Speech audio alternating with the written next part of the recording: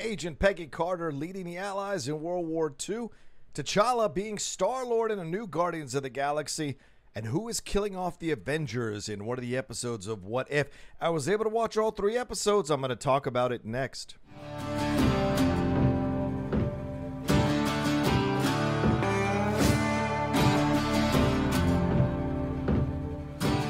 Hey everyone, welcome to this review from the Outlaw Nation. I am the Outlaw John Rocha. This is a non-spoiler review for the first 3 episodes of What If. Disney was gracious enough to send them along to me, so I'm going to talk about them on this video. But first, let me remind you to please subscribe to the channel down below. Hit that subscribe button, hit that bell button so you know when we're dropping all the new content that we do here on the channel.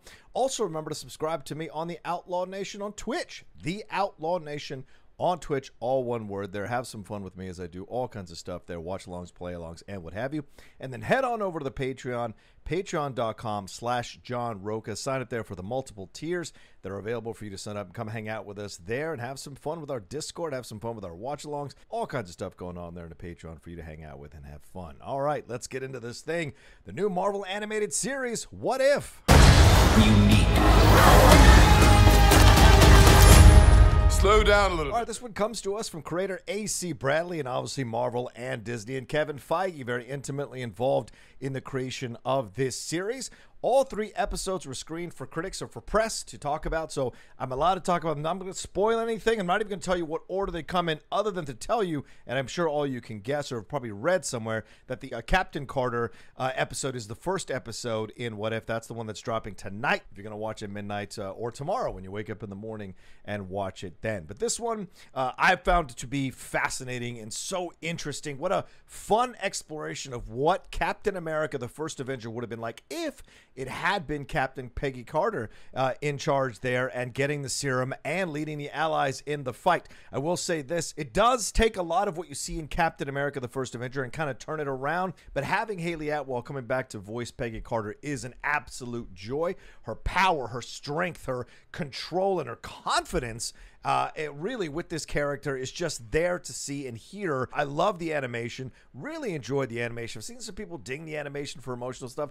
It's a nice change of pace to enjoy this style of animation, and it's great to see the twist on the relationship between Steve Rogers and Agent Carter now that she's the one that gets the serum and not him, and how he adjusts to that. Also, Howard Stark is a big part of this episode in interesting ways, and the twist with what they do with Steve Rogers, I think, is a satisfying twist. We do get Sebastian Stan back as Bucky. We also get the Howling Commandos in here with Dum Dum Dugan leading the way, and Neil McDonough voicing him. And also the voice of Steve Rogers is Josh Keaton. Oh, you know, I love Josh Keaton. Did Spider-Man for a few years on Spectacular Spider-Man. Has done numerous other stuff. So I think he slides into the role seamlessly. It's a really nice portrayal of this version of Steve Rogers. Russ Marquand is back as the voice of Red Skull. Of course, we saw him in Avengers Infinity War. But overall, really enjoyed the first episode. Love the action, love the fight. She's brutal, she kills. So just to make that, put it out there, she's a hardcore fighter and soldier, and she does kill throughout this episode. And in the other 2 episodes, we have T'Challa as Star-Lord, Chadwick Boseman stepping in for Chris Pratt. That's probably my favorite episodes of the first 3. Although I love the Captain Carter episode, and I love the other episode I'm going to talk about.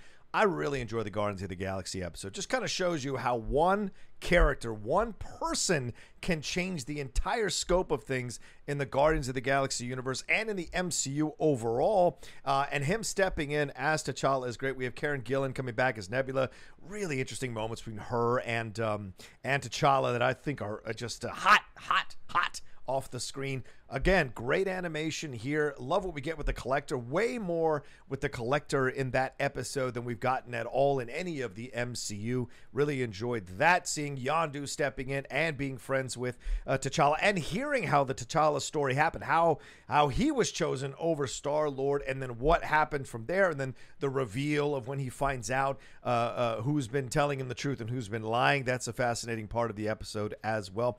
But the twists and turns it takes, and certain characters who pop up will surprise you, and which side of the fence they fall on, good or evil, will absolutely surprise you as well. So pay attention to that episode. A lot of twists and turns in that one. Can't recommend it enough as my favorite of the first 3. And the other episode deals with Nick Fury essentially trying to launch the Avengers Initiative. So going Avenger going to see every Avenger one by one to convince them to be part of the Avengers. And we get some scenes from the first few movies leading up to the Avengers movie. We get some shots of stuff from those post-credit scenes or mid-credit scenes that show up. But we also find out and get to see these Avengers getting killed off one by one, and the mystery of that. Nick Fury trying to figure out who's involved, who's doing the things that they're doing. We get to see scenes from the Hulk, from Iron Man 2, from Thor.